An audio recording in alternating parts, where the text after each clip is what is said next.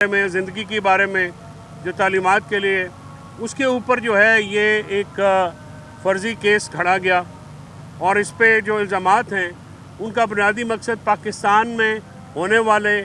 جو فلاحی کام ہیں ان کو ٹارگٹ کرنا ہے۔ یعنی اس کا یہ مطلب ہے کہ اگر القادر ٹرسٹ کیس میں سزا سنائی جاتی ہے تو شوکت خانم کینسر ہاسپٹل لاہور جس کا 9 ارب روپے کا سالانہ جو خرچہ ہے جو کہ نقصان ہوتا ہے، ڈیفیسٹ میں ہوتا ہے، وہ عمران خان صاحب اپنی اس کی ذات کی وجہ سے فنڈنگ ہوتی ہے اوورسیز کی طرف سے جس میں وہ پورا ہوتا ہے۔ اس طرح شوکت خانم پشار ہے اور اب انڈر کنسٹرکشن جو کراچی والا ہے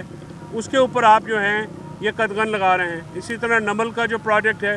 جس کے لیے جو انٹرنیشنل ڈونرز ہیں وہ عمران خان صاحب کی ذات پہ کرتے ہوئے جو ہے یہ اس کو ڈونیشن دیتے ہیں، اور یہ کہنا کہ ایک پرائم منسٹر جو ہے وہ فلاحی کام نہیں کر سکتا، حالانکہ کسی بھی جو وزیر اعظم ہے ان کا بنیادی کام عوام کی فلاح ہوتا ہے۔ تو یہ اس کے لیے جو ہے رکھا گیا 190 ملین پاؤنڈ کا جو یہ القادر ٹرسٹ کا یہ کیس بنایا گیا ہے۔ بنیادی طور پہ اس کو برطانیہ میں نیشنل کرائم ایجنسی نے اس لیے اس کو تفتیش کی کہ نواز شریف کے صاحبزادے حسن نواز نے 9 ارب کی پراپرٹی 18 ارب روپے میں بیچی، تو انہوں نے کہا کہ یہ سسپیشیس ٹرانزیکشن ہے، اتنی مہنگی پراپرٹی کیسے بکی، اور علی ریاض صاحب نے یہ چیز خریدی۔ اس کے بعد بلاول ہاؤس میں زرداری صاحب نے جو بلاول ہاؤس لاہور ہے وہ 5 بلین روپیز کا 5 ارب روپے کا بنایا گیا جب وہ صدر تھے۔ تو یہ جو القادر ٹرسٹ ہے یہ تو غریبوں کے لیے بنایا گیا، یہ تو کسی کی ذات کے لیے ایک ٹکا نہیں جاتا، نہ عمران خان صاحب، نہ ان کی فیملی، نہ ان کی زوجہ اس سارے کیس میں سے ایک، اور یہ پروسیکیوشن کا ایویڈنس اس سلسلے میں خاموش ہے کہ یہ کرائم پروسیڈز ہیں یا اس میں سے ایک ٹکا بھی بینیفٹ لیا گیا۔ الٹا یہ کہ یہ پیسے جب پاکستان میں آئے تو اس کے اوپر تقریباً 24 ارب روپے کے قریب جو ہے منافع بھی سپریم کورٹ کے جب اکاؤنٹ میں تھا وہ بنایا گیا ہے، اور اب وہ منافع سمیت وہ تمام پیسے حکومت کے اکاؤنٹ میں، یعنی واحد کیس ہے جس میں ایک ٹکے کا نقصان نہیں ہے، لیکن یہ نیب کا کیس بنایا گیا ہے اور ایک مضحکہ خیز بنیادوں کے اوپر یہ کیس بنایا گیا ہے۔ تو یہ کیس کی صورتحال ہے کہ اور جس طرح سے پروسیکیوشن کی گئی ہے اور جس طرح سے پروسیڈنگز جاری ہیں، مجھے اس میں کوئی حیرانگی کی بات نہیں ہوگی کہ اگر وہ باقی اتنے زیادہ جعلی کیسز کے ذریعے عمران خان صاحب کو سزا سنا دیں گے تو اس میں مجھے حیرانگی نہیں ہوگی۔ اس کے ساتھ ساتھ سول ڈس اوبیڈینس یعنی سول نافرمانی کی جو کال ہے وہ عمران خان صاحب نے آج اس پہ بات کرتے ہوئے کہا ہے کہ سنڈے تک اگر ہمارے 2 جائز مطالبات جو ہیں حکومت اگر ان کو تسلیم نہیں کرتی یا ان پہ بات نہیں کرتی تو پھر ہم سنڈے کو یہ جو ہے ہماری موومنٹ شروع ہو جائے گی سول ڈس اوبیڈینس کی۔ یا تو حکومت ہمارے ساتھ مذاکرات کرے یا ہمیں کنونس کر لے پاکستان تحریک انصاف کو کہ وہ ان 2 معاملات کے اوپر مذاکرات کیوں نہیں ہو سکتے، کیونکہ 9 مئی 26 نومبر کے لیے جوڈیشل کمیشن ایک جائز مطالبہ ہے، اور اسیران کی رہائی جن کو 9 مئی کے جھوٹے کیسز میں جو ہے 1.5 سال سے پابند سلاسل رکھا گیا ہے، ان اسیران کو جو سیاسی اسیران ہیں ان کو رہا کرنا یہ جائز مطالبات ہیں۔ تو خان صاحب نے آج یہ بات کرتے ہوئے یہ کہا ہے کہ یا تو آپ ہمیں کنونس کر لیں کہ ان کے اوپر بات نہیں ہو سکتی، کوئی کاؤنٹر ایجنڈا ہے تو وہ بھی لے آئیں تاکہ مذاکرات کر سکیں، اور اگر آپ نہیں کرتے تو پھر ظاہر ہے ہمیں جو مجبوری، کل بھی ہم نے 7 نکات بیان کیے کہ ان کی بنیاد کے اوپر جو ہے یہ سول ڈس اوبیڈینس کی طرف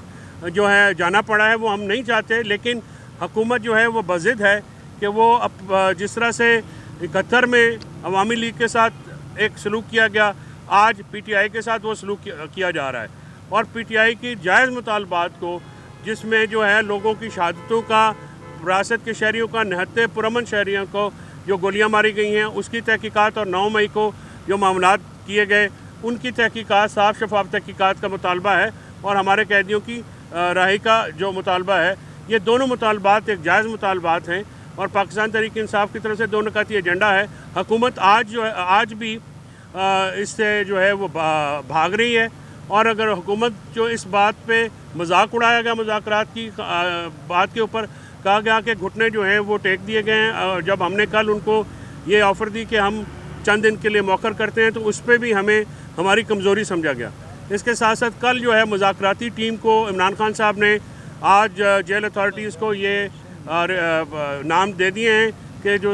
ان کی مذاکراتی ٹیم ہے پاکستان تحریک انصاف کی، ان کو جو ہے وہ جیل میں ملاقات کے لیے کل وقت دیا جائے، اور آپ دیکھتے ہیں کہ حکومت جو ہے وہ کتنی سنجیدہ ہے کہ وہ اس معاملے میں جو ہے کیا اجازت دیتی ہے مذاکراتی ٹیم کو ملنے کی کہ نہیں دیتی، جس کا مجھے خدشہ ہے کہ وہ اس سلسلے میں جو ہے اجازت نہیں دیں گے، کیونکہ حکومت جو ہے وہ مسلسل ایک فیئر فیکٹر کے اوپر چل رہی ہے اور مسلسل ایک جو یہ کیوس ہے، پولیٹیکل کیوس ہے ملک میں، ایک اکانومی کا جو کیوس ہے، لا اینڈ آرڈر کی جو سچویشن ہے، اس کے اوپر جو ہے عمران خان صاحب یہ کہنا ہے کہ حکومت کیونکہ اس کی بینیفیشری ہے، وہ اس کے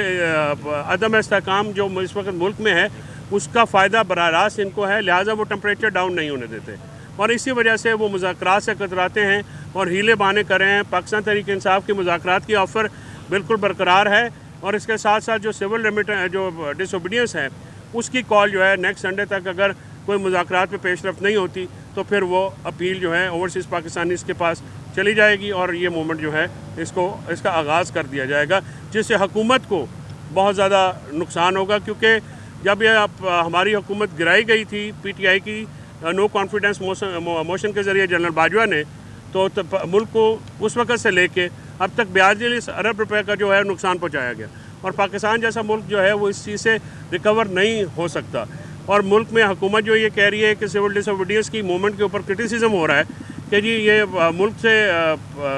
سنسیئر نہیں ہے، ملک کو اس سے خطرہ ہے، تو آپ نے جو آئی ٹی انڈسٹری کے ساتھ کیا، جو آپ نے ملک کے دوسرے بزنسز کے ساتھ کیا، جی ڈی پی اور جو گروتھ ہو رہی تھی اس کے ساتھ آپ نے کیا، تو یہ ایک ہیلے بہانے ہیں مذاکرات سے راہ فرار کے، اس کے علاوہ یہ کوئی نہیں ہے، اس کا کوئی جواز نہیں ہے۔ تو یہ آج کی ڈیولپمنٹ تھی جو آپ کے سامنے جو ہے میں نے رکھ دی ہیں اور انشاءاللہ اس کے اوپر مزید بات چیت ہوتی رہے گی۔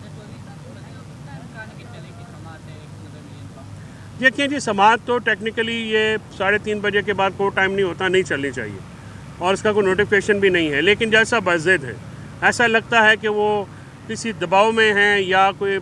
عدالتیں ساری دباؤ میں ہیں۔ 26ویں ترمیم کے بعد عدلیہ کا ادارہ جو ہے وہ ویسے ہی اڑا کے رکھ دیا گیا ہے، اس میں کوئی ایسا کام نہیں ہے۔ میں نے تو یہ کہا ہے سب چیف جسٹس صاحبان کو، ججز صاحبان کو، جو ایڈمنسٹریٹو کورٹس ہیں، کہ بس ان کے اب چیمبروں کے باہر نیم پلیٹس لگ گئی ہیں، تختیاں لگی ہوئی ہیں چیف جسٹس کی، اس کے علاوہ کچھ نہیں رہ گیا ہے۔ عدلیہ کا نظام جو ہے، عدل کا نظام پاکستان میں ایک سوچے سمجھے منصوبے کے ذریعے اس کو جو ہے وہ تباہ کیا گیا ہے تاکہ لوگ جو ہیں اس پہ کوئی کام نہ کر سکے۔ تو یہ معاملہ جو ہے